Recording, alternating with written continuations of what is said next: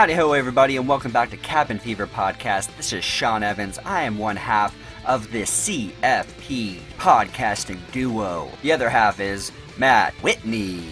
And on today's podcast, we are back in the cabin.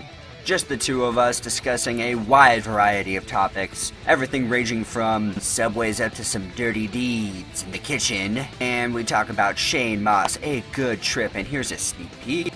So yeah, as explained, psychedelics are a Schedule 1 drug. That's the worst. Cocaine's a Schedule 2 drug. Psychedelics are a Schedule 1 drug, so what that means, two stipulations. One, that means it's highly addictive, which no, psychedelics are not addictive in any way. I eat psychedelics as often as I can, which amounts to about 4 times a year, me being brave enough to be like, take your lessons.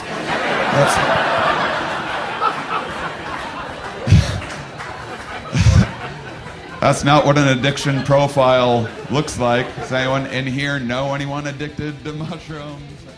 And we also talk about video games, PlayStation 4, Xbox 360, Nintendo 64, all the classic video games that we grew up loving and appreciating. So please, sit back, relax, and enjoy the latest edition of Cabin Fever Podcast.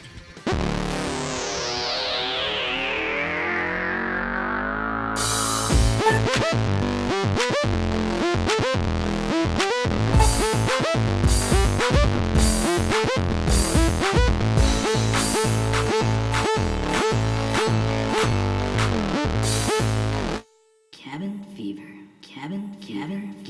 fever. Probably.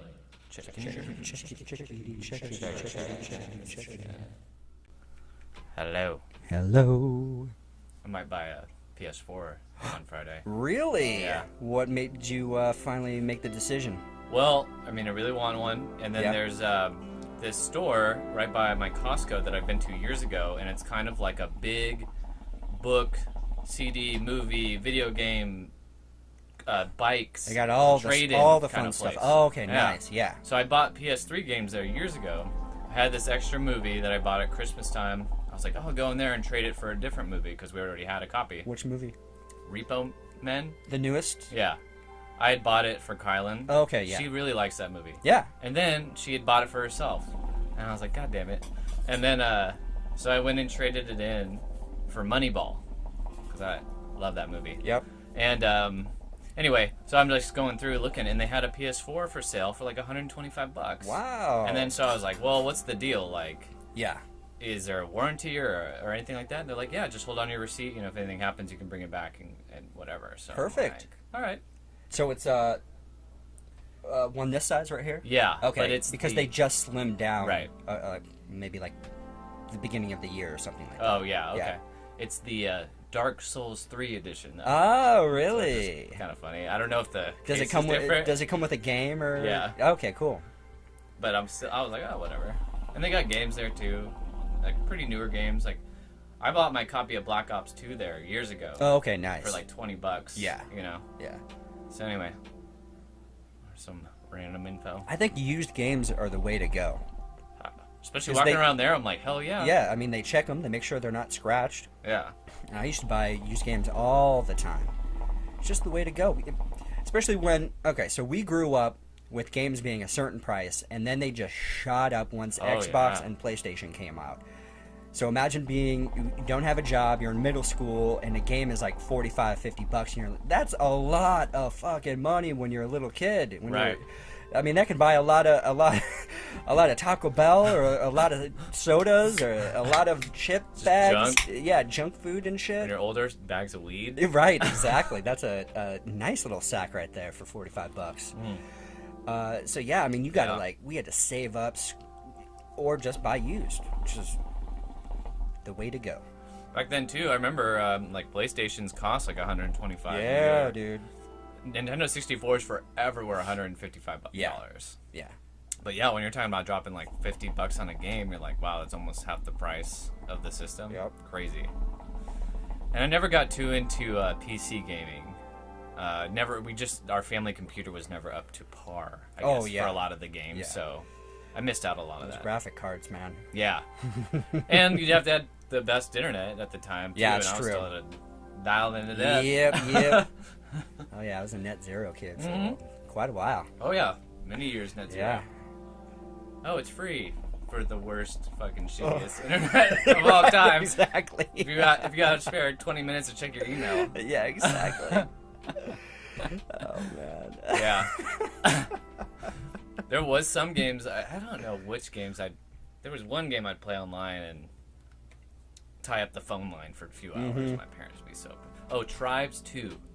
Ever played So Tribes? would that be like you're looking down on like a map type of thing, is what I'm picturing? No, it was actually a Halo-esque type game where you really? played with First person? teams. Yeah. Wow. And or you could zoom out a little and you were kind of this mech warrior type dude, and you could play online, capture the flag, and that's what I always played, like capture the flag. It was cool, and you could what I always thought was so cool about this game is you could build ships, different kinds, like attack ships or like cargo ships, and then fly them. And if you flew like a cargo ship, then other guys would jump in and you'd fly them. Yeah. And my favorite thing to do was get a cargo ship, get everyone on board, and just crash that thing inside of a mountain. I was like that guy who was just like, fuck it all. That's when I would get bored. Like towards the end of the night, and then I'd get bumped from these servers or whatever. Man, yeah, when we were younger, myself, my buddy Wes and Mike, and sometimes our other buddy Joe, we'd go down to Poway, and there was an internet cafe, and we'd go on and play Battlefield. And and this was Battlefield 1, and it was so fucking fun to play online. And that was my first real experience playing online. Before that, yeah, like you were saying, I just had shitty internet. Like, it took a long time before we got cable internet, right? You know, the fast internet. And before that, it was like DSL was the fast shit. Oh yeah, I remember that. I remember using DSL. I mean, right. My hair is like blown back. Like, what the fuck? Getting on LimeWire, getting like a bunch of albums and stuff.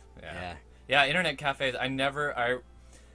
This is so terrible. There's one thing like I kind of regret from high school, but because there was a group of kids in our class who would go and do those. Yeah. And I remember them like telling me about it. LAN parties. LAN parties and stuff. And I just thought that would be so fun, but I was just like, oh no, I'm not part of that crowd kind of thing.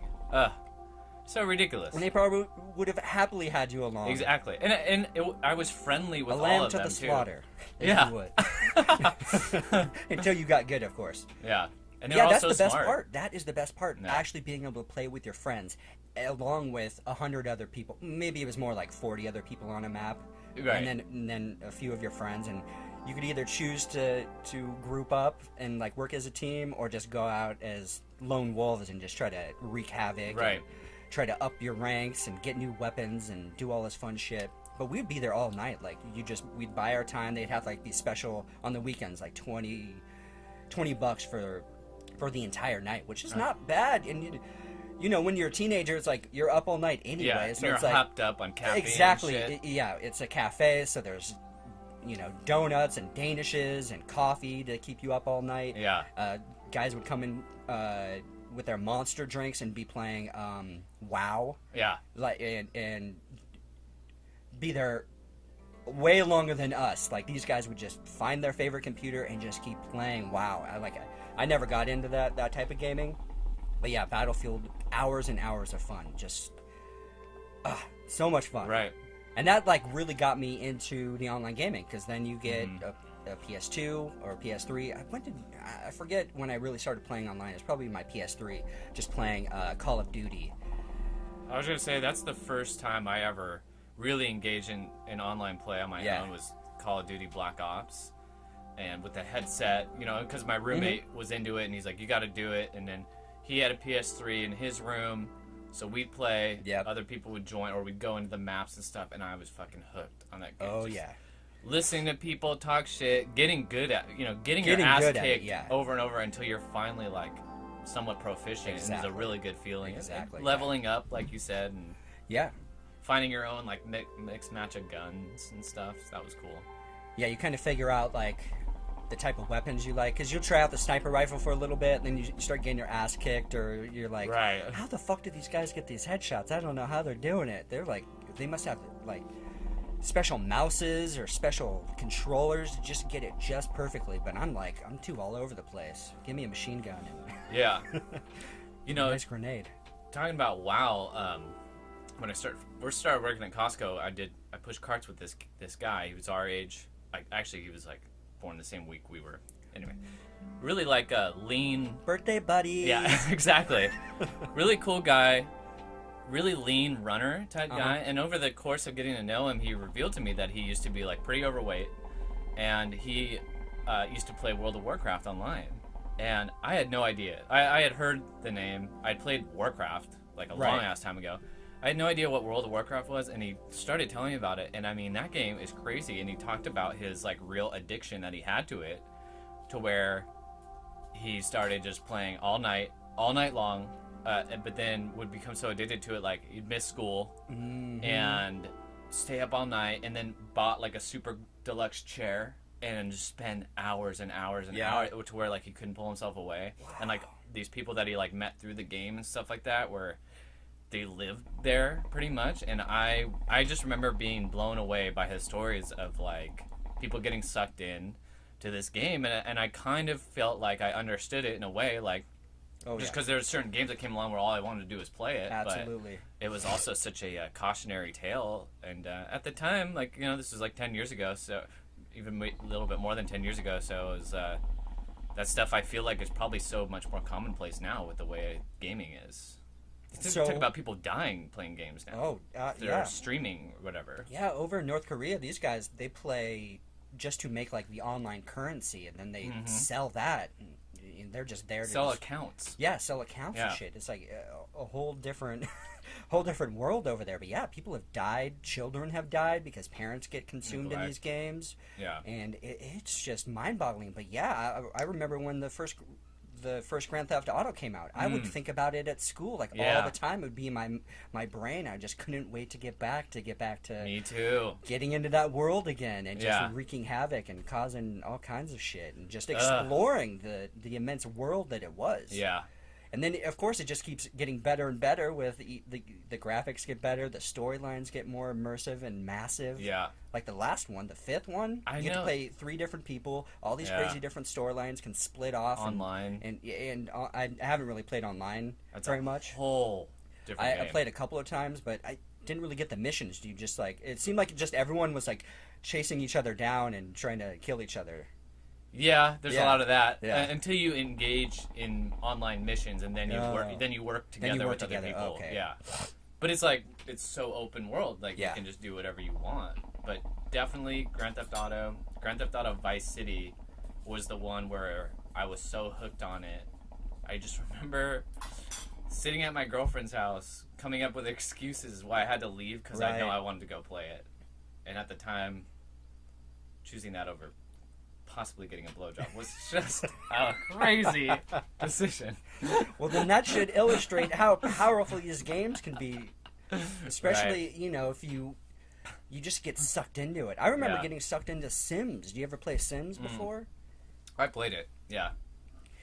You're playing the Sims game, and you're having your sim work out as you're becoming a fat ass. That's, I'm sure, kind of what happened with him. Like, you become addicted to these games, and then you have to break that addiction and just like come out of this trance and be like, I got to get back to real life. I got to start losing weight. I got to get back out there in the real world. But yeah, it's just insane that it taps into something in our brain that just lets us go into this real world. It's probably because we're living in this simulation. We're living in weird simulation games, so we're so used to that. We're like, oh, this is something different. Yeah, a game within a game and a game and a game. It's so true, though. I remember just bullshitting with my friend about video games and saying like, oh, it'd be cool if they made a video game that's just like a world where you can just kind of go do whatever you want.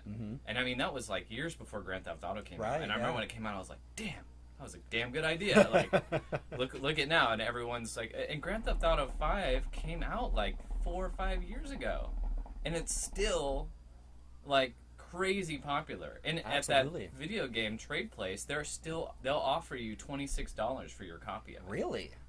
And I'm like, that's insane. Wow. That's like half the price of it brand new, you know? So you know what's coming out soon?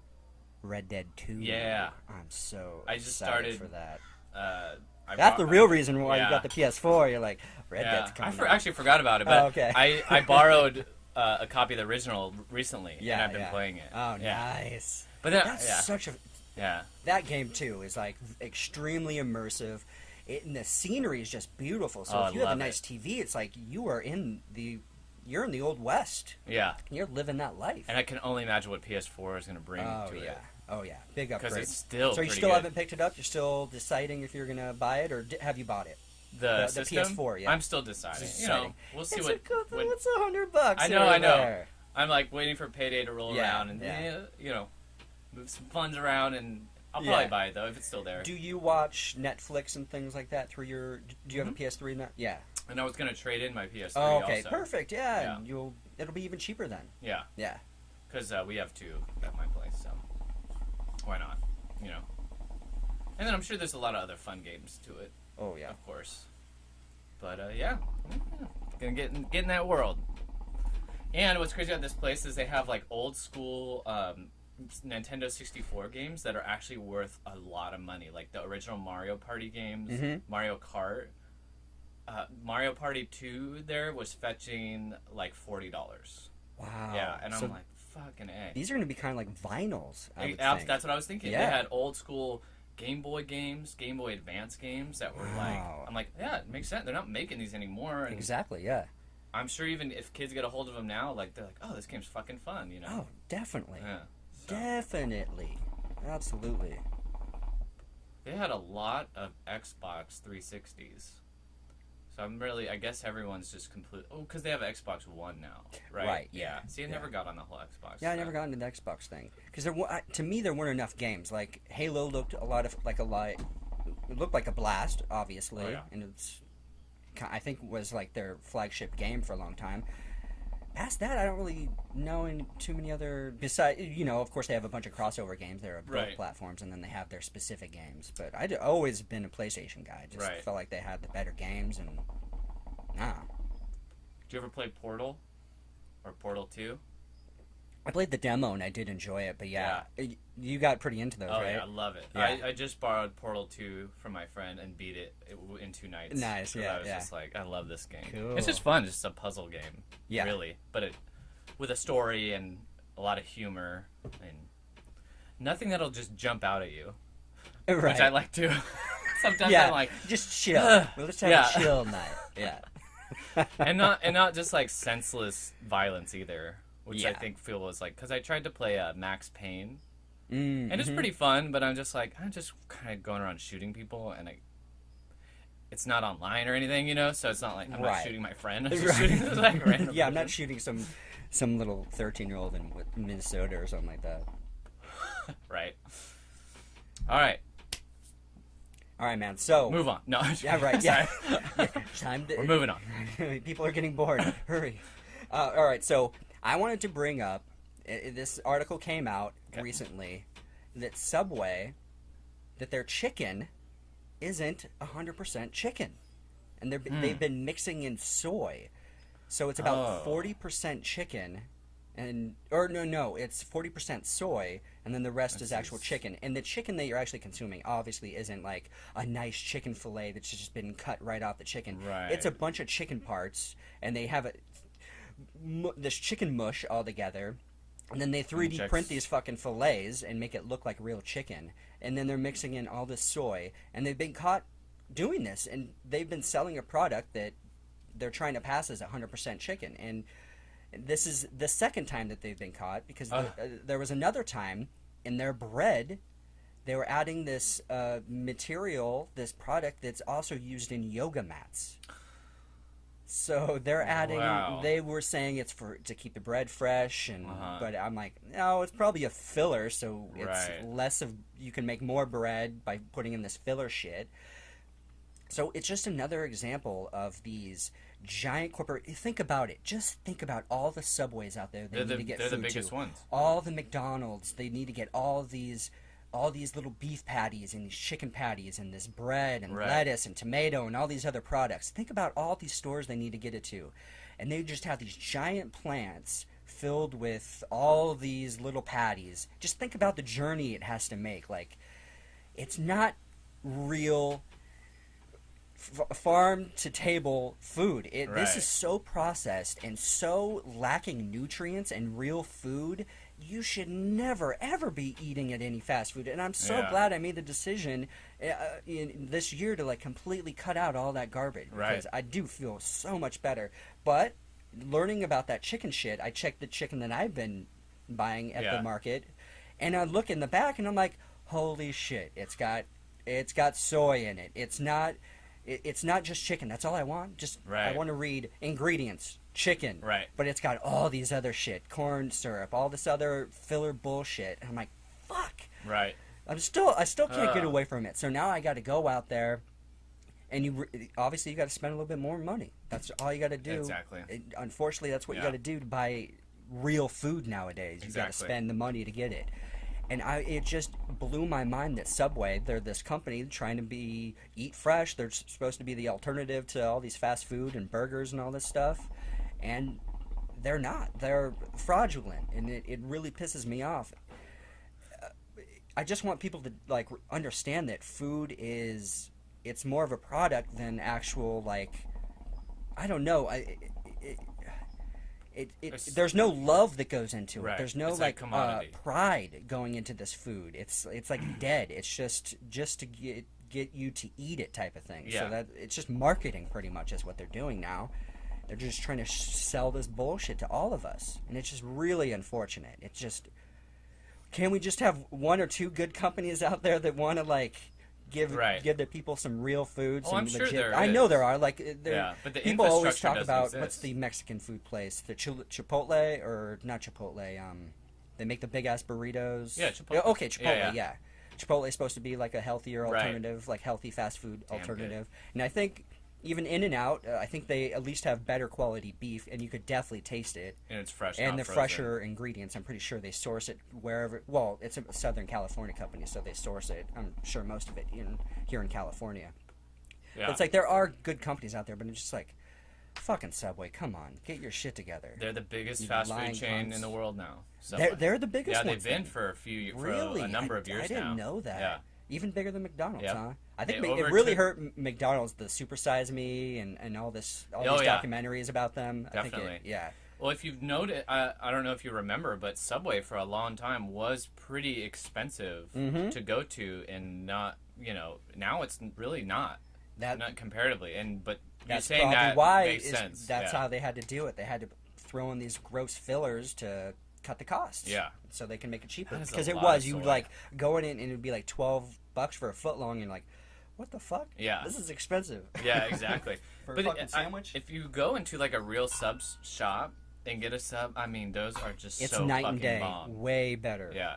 Way better. So I recommend that. If you can get into a mom and pop shop. Are Quiznos around anymore? Do those exist? I think so, but I always don't remember really see thinking 'em. Quiznos was much better than Subway. Maybe just because it was toasted. Now it's just Jersey Mike's. You ever been to Jersey Mike's? Yeah, I've been to. That's Yeah, pretty those bomb. are good. Yeah. But Yeah. I don't know how much soy. Right. I Exactly. don't know. Yeah. But yeah. And what was interesting about it is a private party did that research into the chicken product, because okay. they're like, this doesn't taste quite right. So they went to a whole lab, and that lab tested it out, and kind of laid out like, this is what's in this product. Right. It's not just fucking chicken. That is Fucking assholes. disgusting. But yeah, especially even at the store, you got to look at everything that's in the ingredients. It's frustrating when you just want to buy a simple product and it's just Yeah. chock full of all these ingredients that some of it you don't know what it really is, why it's in there, what you probably barely even pronounce it. It's just like, it's really just sad. Yeah, Really, it is. It's annoying. But I think we are, just because we are definitely in the information age. It's really hard for these companies to kind of get away with certain shit nowadays. Yeah. I would. It sucks that that's the lengths we have to go to in a free market society. Is like, oh, guess what? We're being sold this product that we really have no idea what it is, and then people don't want a lot of regulation on private business, but these are some of the repercussions of Yeah. it. They're allowed to pump in soy, and you would never know the difference unless you literally take it to a lab. and then have them dissect it. Right. You know. Right. In soy, there's estrogen in soy, so Exactly. you know that creates a problem for a lot of people. You know. Absolutely. I don't want a bunch of estrogen. Right. Yeah. Your body has, its own amount. And you shouldn't fuck with Exactly, it. and that nice natural amount should be nice and steady and not fucked with all these other products. Yeah. Trying to fill in, and corn syrup has got to be one of the worst products out there. It's so annoying. I think it's because they subsidize corn, right? And so they've got to do something with all this corn. It's So so they cheap. put it in fucking everything. Yeah, They it's feed it to so cows cheap. too, which fucks up cows immensely. Makes them fat, but it's Yeah. because they're not supposed to be eating Yeah, corn. They're not corn. made to do it. Yeah. They're supposed to be grazing, eating grass, and mooing. They don't moo. Why don't the cows? That's our nutrition book. Why don't the cows moo? Mommy, why don't the cows moo? Because they're eating corn. Yeah, it's unfortunate. Well, I would say to people too, if you do choose to eat bread, I've kind of cut bread out of my life, but just go for the whole grain, go for the real shit. Try to avoid white bread. Try to avoid the major label breads. If you can find like a nice, or I'm sure if you go to Whole Foods and those type of places, you can find a good legit bread that you can make and buy legit meat there too, and Yeah. make a much better sandwich. It'll probably cost you a lot less Yeah. than going to Subway. So make something legit for yourself. Just start making your own food. Pre-plan ahead. You know you're going to be out for the day, and pack yourself a lunch. Especially if you're out with your girlfriend or something, out just enjoying the day. Just like instead of going to Subway or another restaurant, just have the food that you know is good and you know how it's prepared because you prepared it. Yeah. And grow tomatoes. If you can. And kill your own chicken. Yeah, right. Fuck it. Yeah. Eat it. Yeah, break the little chicken neck yourself, pluck all the feathers, and, I don't know, roast that bitch up. My friend's brother-in-law, they killed their own turkey for Thanksgiving, and they put the head in through a cone, like a traffic cone, and Yeah. just lop it off. That's how they do it. Oh. Yeah. Well, that seems And the then most humane way just of doing drain it. and Yeah. it drains out. Yeah. Was it big-ass turkey, do you know? I don't know, but I'm betting they're pretty lean because Yeah. those farm turkeys are just they can't even walk or Right. reproduce because Yeah. they're so inflated with steroids and shit. I mean, that's disgusting. Ugh. But yeah, I probably could do it though. I mean, to be honest, if I had the land and the intent to raise Oh, my own yeah. food, I'm sure it would be a difficult thing to Yeah. kill your own chickens, but at the Once you end do of the it- day, you kind of circle of life kind of thing. I don't Absolutely. think it would push me into vegetarianism, at least not right away. Yeah. Whew. I don't know. We'll see. Crazy. What makes me so jealous is when Joe Rogan posts his little cooking videos when he's cooking up some elk with fucking greens and some jalapenos and stuff. I'm like, that looks so good. Absolutely. Ugh. And it looks like real meat. It's got Yeah. like this dark red, amazing color to it, and it's just gotta be bomb. And that he hunted it? Yeah, I mean, yeah, exactly. God, that's gotta taste so good. And I'm like, no wonder he's so freaking jacked. He's just Yep. got all that protein, and he's working out all the time. I'm like, damn. I would work out more if I could have the money to eat better. I Right. feel like, really, that's what it comes down to. All right, man. So, That's interesting. Let's talk about your home brew. Yeah. So we're gonna crack a couple open in a couple minutes here. Yeah. So, Let them cool off right now. yeah, for Christmas, my friend gave me a little home brew kit, and it came with a couple different blends. So I decided to give it a whirl, and the first one I did was a Mexican beer, and it was fun. Like, I really enjoyed the process. Do you wear sombrero as you're brewing? No, or I really didn't. Maracas? No, No? just Poncho? sipped a margarita Oh, perfect. and kind of got. No, I didn't even do that. Oh, shit. I didn't celebrate it. I was just, Okay. I just went for it. Yeah, Because nice. I'm like, I don't really even know what I'm doing, but I followed the directions and I did it. Yeah. And I got a couple here. I tested one before I came over, and all I can say is, I know it's not right. Okay. I've got my theories on maybe what's wrong with Okay. it, but I'm just gonna let the pro home brewer here Ah, taste my it taste because buds. he's gonna know right away All right, probably what awesome. I did. All right, so I'm gonna go crack these bad boys open, put them in a pint. put it on pause. Hey! Alright, So so... take me through this. Alright, so I'm looking at what we got here. And so yeah, this is new to me. So he had a kit, and the kit has plastic bottles as opposed to glass bottles for the carbonation and the whole curing portion of the beer. So yeah, we have little particles floating around. So that's just the yeast and shit. It usually just collects on the bottom. And that's normal. Oh yeah, definitely Okay, normal. all Yeah, right. for home brewing, totally normal. Okay. What they normally do, like in the big, breweries and everything, they just filter it, and so it filters out all the impurities. So do they filter it before it goes in the bottle? Or... Oh yeah. Okay, Yeah. So when you okay. get like a dogfish head, it's not going to have any like yeast or particulates or anything floating around. Okay. But my home brews will definitely have that. And there are some beers though that it's unfiltered, and you will have little chunks of shit. Okay. Yeah. All right, so let's pour some of this out. So we got some pint glasses here. Oh, it's got a good color. Nice, like amber gold color to it. It's definitely carbonated.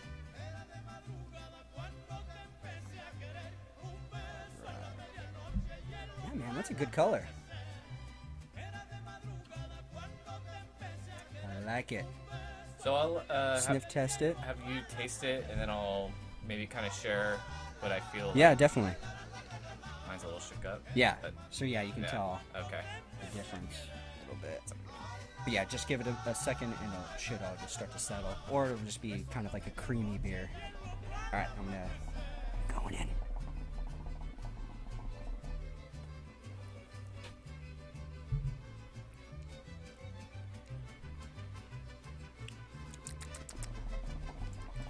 You know, that's not bad. It's not bad, man. It's not bad. That is not bad. But it's very flat. It is flat. Yeah. So, Or what? I what want else to is blame your it on takeaway? these bottles, but they obviously came in the kit for a reason. So I'm assuming Right. they work and everything. So I don't know the quality either of the kit either. with, I'm trying to think what could cause the lack of carbonation. So did they have you do corn sugar or anything, melt it down and No. It was literally these Huh. pills. Okay, yeah, so that's what it was then. Right. And then when they Yes. bottled it, you throw in the Yes. bill and Okay. tighten it up. So Okay. maybe I was supposed to do more than one pill? Would that... Did you have extra pills at the end I of the brew? did, but like I said, there was 2 kits within the... Oh, okay, so yeah. No, I'm sure if you read the directions right, Yeah. if it called for 1 pill, I'm sure 1 pill is all you need. Other than that, the flavor really isn't that bad, but yes, it is flat. But Yeah. it is definitely beer, for Yeah. sure. And it's not the best kit either. It looks like a freaking kit you get at like a Walmart. Yeah, you were to be saying like honest. something you might get at Bevmo. Yeah. Yeah. A really introductory. Yeah, it's kinda definitely a very experience. basic introductory kit. Yeah. Hold on. Let me go inside. Go for it. Like, I'm trying to... What if it sat longer in the bottles? Would that increase the carbonation, or does that matter? Typically, Or is that the carbonation will subdue over time, but there are... Yeah, typically it subdues over time, but it all depends on how they're bottled as well. Uh-huh. Depending on if it's kegged or if it's in like a something with like Stout topper. stout topper with a grommet. Interesting. But yeah, I mean the flavor's really good. If it had more carbonation, I think it would be a pretty top-notch, Mexican lager. You got a name for this bad boy? Oh no, I didn't even.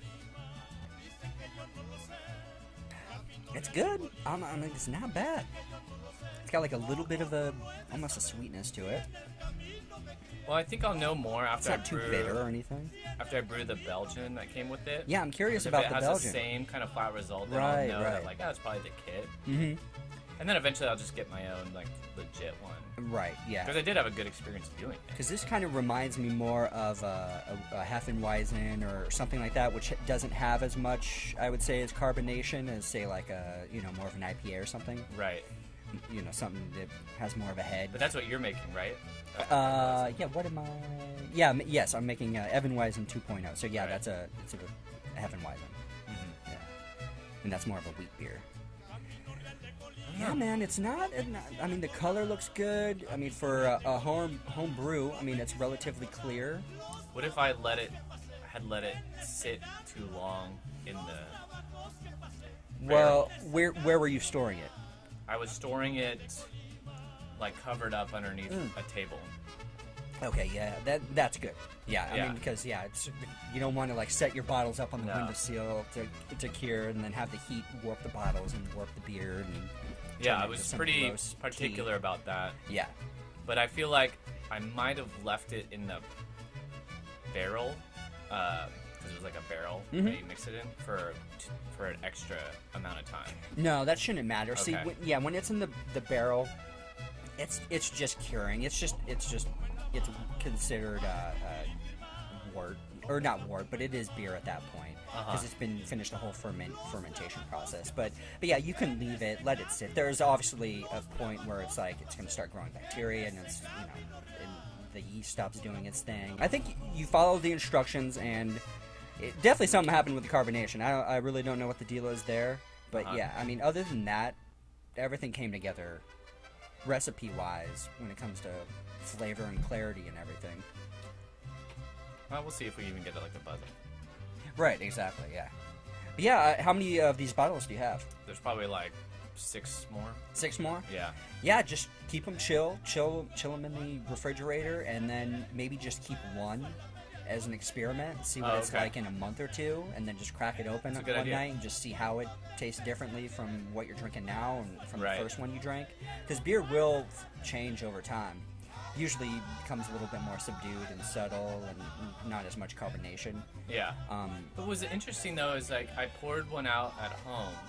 I poured like half of one out into the glass and to taste it, and I noticed it tasted flat, so I was like, that's weird. Like maybe the carbonation pill or whatever didn't work that well. So I recapped it, tightened it up, and then shook it up. Yeah. And it was like fully carbonated. Okay. Like it was fully like, Right. spewing out. So Yeah. I'm like, okay, well, it's clearly got carbonation. I don't know. Yeah. Or maybe I was supposed to shake it up when I bottled it. I don't know. I'll go over the directions again too to make sure I had the amount of carbon. Right, yeah. Or whatever. Yeah. Maybe it was a little bit more. It did have different measurements for different size bottles, but I went with the one that I pretty much thought was the bottle they gave me. So Okay. yeah. Okay. Hopefully it wasn't one for like a smaller bottle, because these are Yeah, these are bigger. They're bigger than like a 12 ounce. Yeah.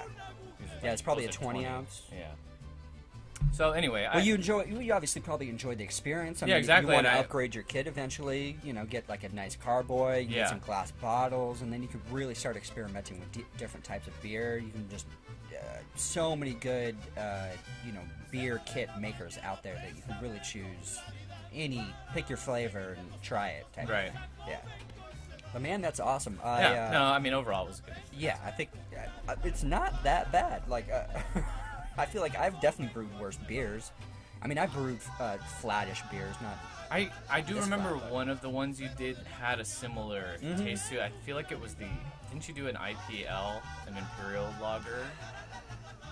Yes. And I yeah. remember was a little on the flat side. Yeah, and I'm trying to think because I was experimenting with bottling it in different things. So I might have done it in one of these right. these growlers up here and let it see how it got the carbonation going and that, as opposed to like just in a bottle with a metal cap over it.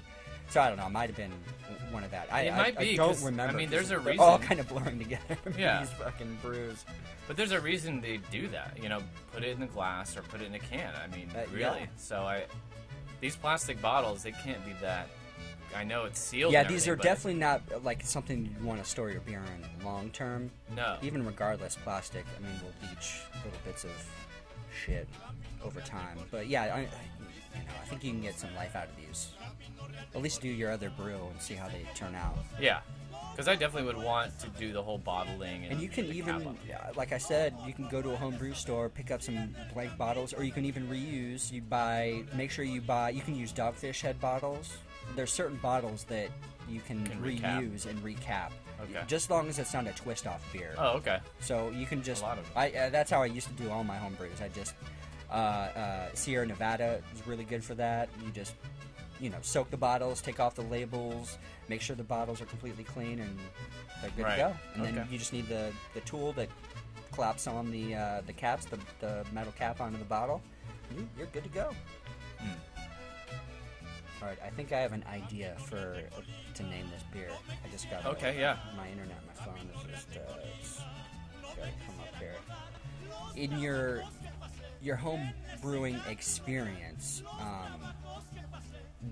do you think you did anything wrong? I don't think so. Yeah, I was pretty just as long particular. as you follow the thing. Yeah. And sometimes heat can affect how a brew turns out. Okay. So, do you feel like the temperature is probably about the same in your apartment the majority of the time? Yes, but that makes me think where it was stored was kind of close to the oven. Okay. I mean, maybe Yeah. it could affect it. I could have put it a little farther. Now that I think about it, because it might have gotten heated up maybe a little unnecessarily. Maybe. Now, after I bottled it, I stored it in a much safer place after I bottled it. Mm-hmm. So I could have done that the whole time. You know what I mean? Yeah. I should probably put it in my closet or something. Yeah, closets Yeah. are usually good. Yeah. Just a nice, coolish, dark place where it's not going to get disturbed. It's probably the best place Yeah. for it. I mean, I knew it was always dark where I had it, but Yeah. it was kind of by the oven. Now that I think about it. All right, so my idea Yes. for the name of your Bring beer it. is El Plano, which is flat in Spanish. El Plano. I like it. El But Plano. it is a tasty beer. Like, I could drink this. It's not. I'm Yeah, not but gonna, it's nothing to. Yeah. It's just a. It's your fucking first flat go beer. ahead. Yeah. It's a Mexican beer you poured, and then you were like, forgot about it, and then you're like, oh wait, shit, I poured that beer. Oh good, it's still got a little flavor. No amigo left behind, right? Yeah. You always gotta. El Plano. El Plano. Plano. And every Plano. Mexican beer I do from here on will be called that. Yeah. It'll just eventually get better, and people are Right. like, why is it called flat? Like, Yeah, well, yeah. The first one was fucking flat. All right, Yeah. man. Let's talk about a little Shane Mauss. Yeah.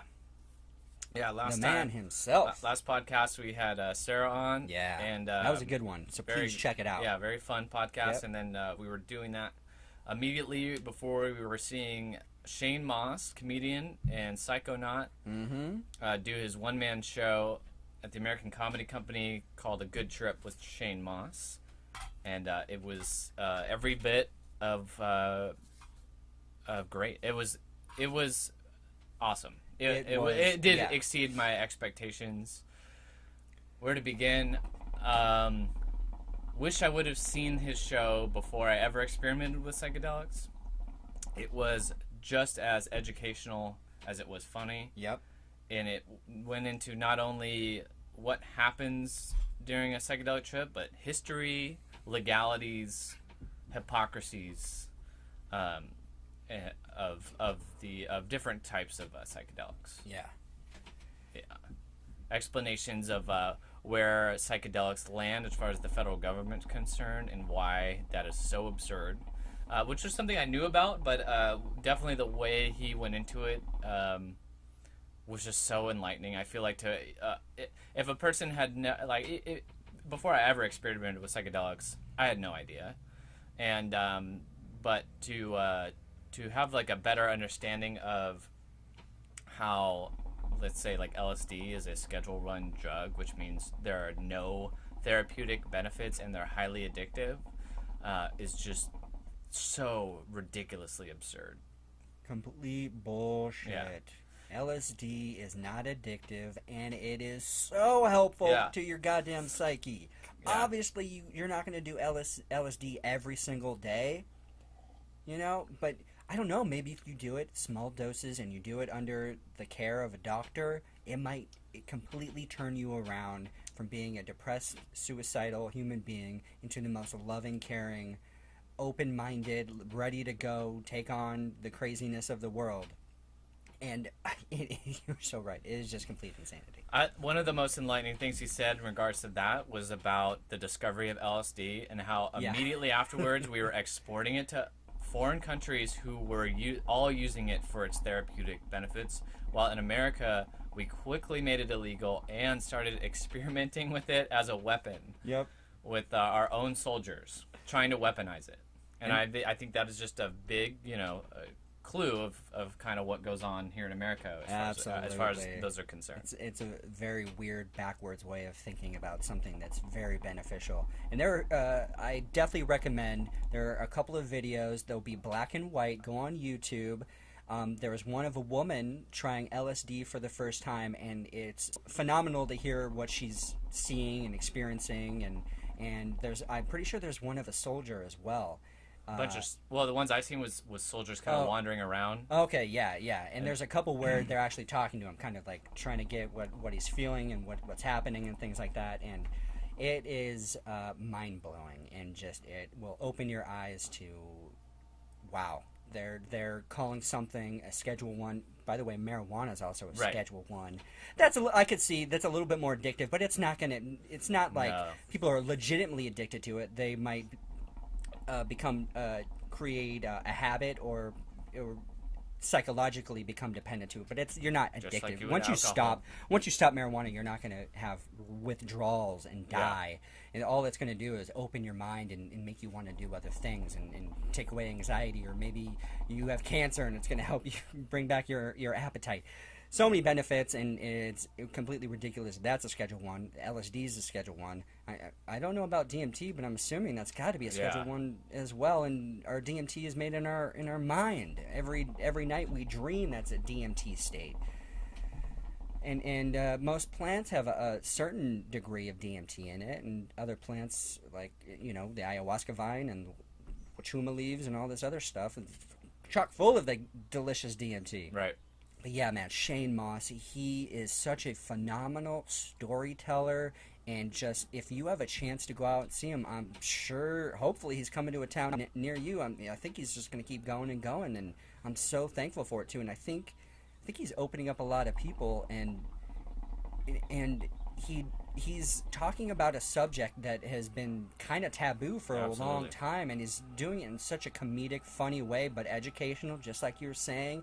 And I hope it opens the minds to people that normally wouldn't go to a show like that, or maybe someone's like, oh, Shane Mauss is in town, not knowing he's going to be talking all about psychedelics and where it's taken him and how it's changing other people and how it's changed him.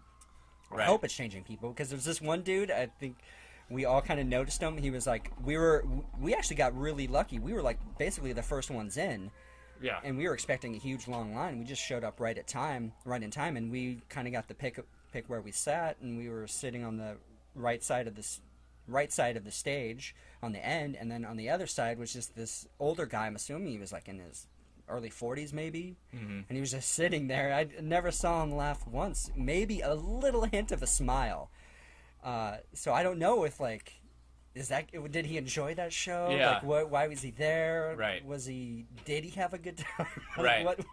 But I mean, Shane stood up there for an hour and a half and did this whole show, and it wasn't preachy. It wasn't. There was no rhetoric. There wasn't a lot of rhetoric. It was really educational, with comedy sprinkled into it. But I feel like the purpose of the show was education, and absolutely, I, even though I have some experiences with it, did learn a lot from it, and just almost clearing the air about a somewhat controversial subject that a lot of people misunderstand, and taking away, I feel like, some of the general fears I feel like someone might have to doing it. Absolutely. And then having done it, a lot, or at least me doing mushrooms, like, I just could relate to like a lot of the experiences and stuff, and I've obviously said for years, like the beneficial experience I've had from doing them, and it's nice to be in an environment where people are openly talking about it, and knowing that other people have had the same experience with it, and there's a lot of validation in that. Mm-hmm. And even going into very fair, I feel like he's like, yeah, you can have a negative experience too, but also offered up a lot of explanations why people usually have a bad experience. Thinking you're going to take a bunch of mushrooms and go to a party is going to obviously result in a bad experience because you're not really respecting what it is. It's not really like a party, maybe for some people, but really though, I don't feel like it's a party drug. I think it's something to be respected. Yeah, definitely. And I hope, you're totally right. I really hope that helps people realize that, you got to do these things in the right situations, good conditions. Mm-hmm. And if you go to a keg party and do mushrooms, you're not going to be on the same level that everyone else is at, and you're going to feel very out of place and have a horrible time. And I couldn't really see having a really good trip in that crazy situation that you're putting yourself into. And I've done mushrooms where I've put myself in a situation where it's just like insanity, just too many people around me, and I just had to get away from it and just completely separate and cut ties with everyone else I was hanging out with, just because it was like I shouldn't have put myself into it. But this was earlier in the days when I was first experimenting with it, trying. And it wasn't like a huge dose or anything, but it was enough to okay, this is freaky. Right. And there's just not, I don't feel like enough open conversations about what you're dealing with too, and I feel like he's definitely breaking down some walls by having this show dedicated to it, and I know he's gonna turn it into a special, so I hope what I envision is a really cool if you're gonna film it and edit it, having a lot of strong visuals and explanation. I mean, it could be extremely educational. Yeah, I mean, it could be a full-on documentary almost, or just an homage to in a funny comedic way of psychedelics in general and everything. I'm very much looking forward to it. But it was such a good show, a great turnout, just packed sold out show. Mm-hmm. And just one night, right? He does each city. Yeah, so he started this show back in October of last year with a set, I think it was 50 dates, and he has been adding and adding, and I think that he's almost, or at least over 100 shows now that he's done, and continually adding, even going back to some cities. Yeah. San Diego was sold out. He's doing it again in LA soon. And I think it's just going to he's probably just going to keep going, because it's really, he's been on the biggest podcasts there are. Joe Rogan, Mark Maron, Pete Holmes. Bone Zone. Can't get bigger than that. So you're marked for greatness. Yep. So, yeah. So, check it out. Oh, hell yeah. Man, I hope people... Thankfully, he is doing a special, and wherever that ends up, it would be great if it was on Netflix. My God, that would get so much exposure at that point. Yeah. And so many people would be able to see... this one-man show. And the opener was pretty good, too. Yeah, he was funny. I think he's a local dude. Yeah. Yeah, young guy. Mm-hmm. Yeah, he was funny, though. Yeah, man, all around, great show. Shane Mauss. There's a Cabin Fever combined recommendation for sure. Shane Mauss. Yes, check him absolutely. out. Oh, and his special is on Netflix. He has his an older old one. special. Yeah. Which is really funny. Really funny, yeah. A lot about he's interested in a lot of things, and he incorporates that into his stand-up.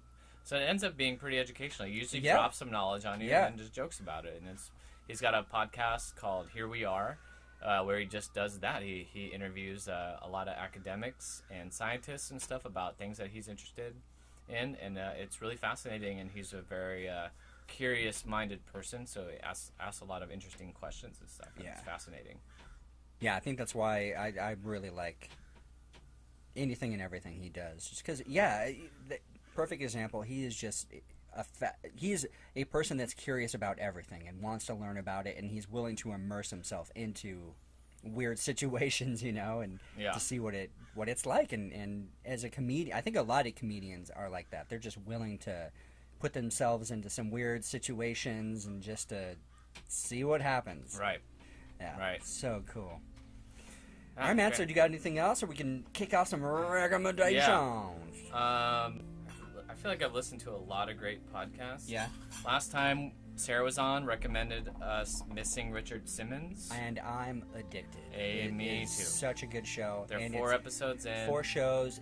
They're usually about 30 minutes. They've got some ad time, but you can easily fast forward if you really have to. But Yeah, once very they get into compelling. the actual podcasting and the story, it is very compelling and fascinating. Very interesting, very weird. Yeah, and I feel really bad about making fun of Richard I do too. Simmons on the last podcast, 'cause I'm like, this Yeah. guy he's really A treasure. a treasure and Yeah. just a warm-hearted, open human being that I think has just got a lot of emotion and a lot of energy flowing through him.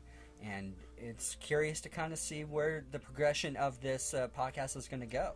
Yeah, I feel like maybe the more details of it we'll discuss at a further Oh, episode. absolutely. We'll definitely continue it.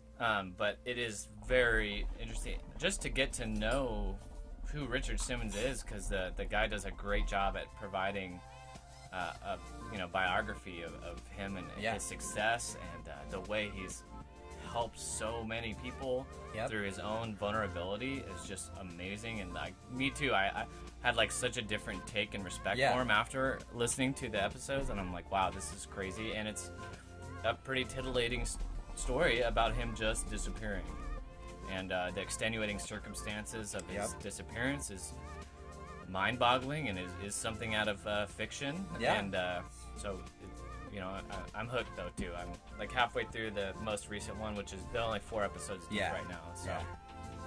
great. I highly recommend it. Yeah, so good. Yeah, I think that was about it. I love the movie Moneyball. I said at the yeah. beginning, and it holds up. I watched it again last Yeah. night. Brad's great in it. Yeah, and and Jonah Hill. Yeah, and Jonah Hill. Yeah, if you really like good. baseball too, it's just like kind of like reinvigorates me. And it's for a true baseball story, season. and you're just Yeah. like, shit, he figured that out. And Yeah. they went for it, and it was pretty fucking successful. Yeah. Yeah, great movie. No spoilers here. Wait, what was the team again that the baseball? A's. The A's, that's right. Yeah. Yeah. So good. All right, man. So for my recommendation, it is The People versus O.J. Simpson. Holy shit. At first, I was pretty hesitant about checking it out because I'm like, I know the fucking story. We grew up hearing about O.J. Simpson and all his fucking insanity that went with this whole case. But once you get back into it, and I was younger. I was in an airport coming back from my dad's. Yeah, I was coming back from my dad, spending the summer there. Maybe I was flying to there. No, I must have been flying to my dad's. Uh-huh. And Just I was late. in an airport in, I want to say Dallas. Yeah, I was in an airport in Dallas watching the television and watching the Bronco go on Oh, the in the freeway. beginning. In the Okay. beginning, Uh-huh. yeah. So I'm like, whoa, this is crazy. Like, what's Yeah. going on? And then it just turns into this huge media storm, the whole O.J. Simpson thing. But being an older person now, being an adult and kind of knowing exactly what was going on, this dramatic version that they've created is really, really interesting, and you cannot believe the amount of evidence that is so obvious that fucking O.J. Simpson did this murder, and it was not fucking the police. They were very fair about it in the show. Right. You know, like it was nice to see perspectives from both sides. Yes. From the Dream Team to the people who are trying to prosecute O.J. Simpson for double murder. Everything about it was really great. There's a bunch of different actors in it, from Cuba Gooding Jr. to John Travolta. But yeah, I definitely recommend this show. Check it out. It's on Netflix. It's only 10 episodes. They go through the whole trial and everything, and it would be cool if they would keep going with it, like make a second season, but I doubt they're gonna do another mini-series with it. They're doing, the people that produce it now are going into different huge nationwide Trials, stories. really? Not trials, or one trial, I believe they're going to do the Menendez. I was just about to Yeah. say that would be a perfect one, because That's a crazy story right there. And they're doing one on Hurricane Katrina, I believe. Oh, really? Too. The same production company, writers and stuff. Are they affiliated with American Horror Story? Do you know? I don't know. Okay, because they used a couple of actors from American Horror Story. Oh, Cuban Gooding Jr. and the woman that plays Marsha Clark. She's in American Horror Story. Yeah. Okay. Yeah. But all the acting is really good, and it's kind of cool to you take a step back in the 90s. You all really the clothes are the 90s, and they're making references and shit. And you forget that O.J. Simpson was a huge superstar back in the day. Yeah. And it's really bizarre to see the division. There still was this black and white division. Right. Especially with the Rodney King and the riots leading up to all this stuff. It's all very fresh. Holy shit! We're still dealing with all this bullshit. Yeah, I know. Let's get our crap together, people. 20 years later. I know, right? And fucking OJ, he's about to go up for parole for his kidnapping and stealing. Yeah. You know, his sentence This was fucking asshole. 33 years, right? 9 to 33 years. Yeah, 9 to 33 years. Yeah, so it's coming up on 10 years. Yeah. Wow. So he could still potentially not get paroled. Yeah. So we'll see. But everyone was like, he went to jail for killing. Oh, yes, exactly. That was they like the vengeance. They were looking for anything to put that guy away. So we'll see.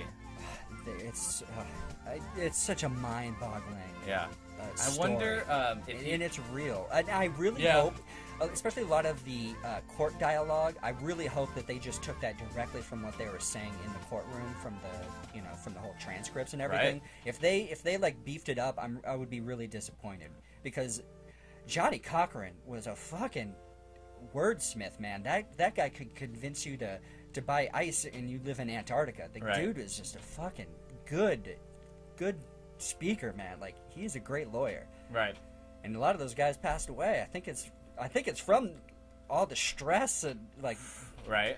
Yeah. He died of a brain tumor, and another dude died of cancer. It's oh my gosh. Nathan Lane is in it too. Yeah, Nathan Lane plays one of it. He's really good in it. He plays kind of like a stern lawyer badass on the dream team. And then it makes me wonder about him if he does get out soon. What's he gonna do, or what if he even became it's a weird comparison, but a Mike Tyson has some kind of weird resurgence one-man in show the popular type of thing. Culture somehow. I don't know. I can see it. I can see him being also batshit crazy. I mean, just the fact that he was kidnapping people and trying to steal back his own memorabilia is insane, obviously. So well, they really did paint him in the show as a complete egomaniac. Almost sociopath. Oh, absolutely. I think he really is. With I really do think he is. His whole emotional instability was crazy. I really think he convinced himself that he didn't do it. Right. Yeah. They did a great... I mean, I've only watched 3 episodes, but in those episodes, they did such a great job of creating that ambiguity of him doing it or not. Right. Yeah. I'm like, oh my god, it's so... I just don't see the police doing that, but... Who knows, though, really? I mean, but to go to that degree, I mean, just please finish it, and then we could even talk about it I'm reinvigorated to finish it because, I really was hesitant, because I'm like, it's just going to be one of those, made for TV, bad acting, bad portrayal of these individuals, but it really did. I think it did. They did a good job. Also, I'm glad to hear they're doing more shows. You know that ESPN 30 for 30 doc? They did a Emmy award-winning one on O.J. Simpson really? too, that I guess is pretty profound, and I should check that out too. So let's get on that. But great recommendations. All right, I think actually no, my other one was missing Richard Simmons. So great, good to go, my friend. Awesome. So thanks for joining us. Yeah, thank you so much, everybody. And you can find Cabin Fever Podcast on Facebook and on Twitter. On Twitter, it's Cabin Fever Pod, and then you can search us on Facebook at Cabin Fever Podcast. And we're really trying to, throw out the recommendations that we do on a weekly basis. I'm trying to throw out all the TBT episodes from back in the day, from when we first started, 2014 leading into 2015, and we're gonna go all the way up until, we caught up to where we're uploaded on SoundCloud and iTunes and all these other places. Please stay tuned to all that. And then you can find me at Sean Evans Photo. That's SeanEvans on Instagram, Twitter, Facebook, Snapchat, all that good stuff. And Matt, where can the people find you? At PacMatt, Pacmatt. It's like Pac-Man, but it's Matt. Yep. Where did that come from? That's exactly it. That's exactly It's it. not Pac-Man, it's Pac-Matt. I like it. It's been that way forever. Is that like one of the old like AOL screen name? Nope. No. What was your? Do you remember your old? Blind Stingray. Oh, Blind Stingray. That came from when I was young and I had a wakeboard. It was called a Blindside Stingray. Yeah. And my first like email account was just Blind Stingray, and it's still my PlayStation tag. Oh yeah. A lot of my mine users. was the Agent Man because I like the whole like secret agent man like that thing. So and I still have a Hotmail. The Agent Man at Hotmail. So I guess you can email me now at my trash email. I have like Blindside Stingray, like Yahoo or something. Nice. So throw us an email, people. Yeah, exactly. All right. Booey.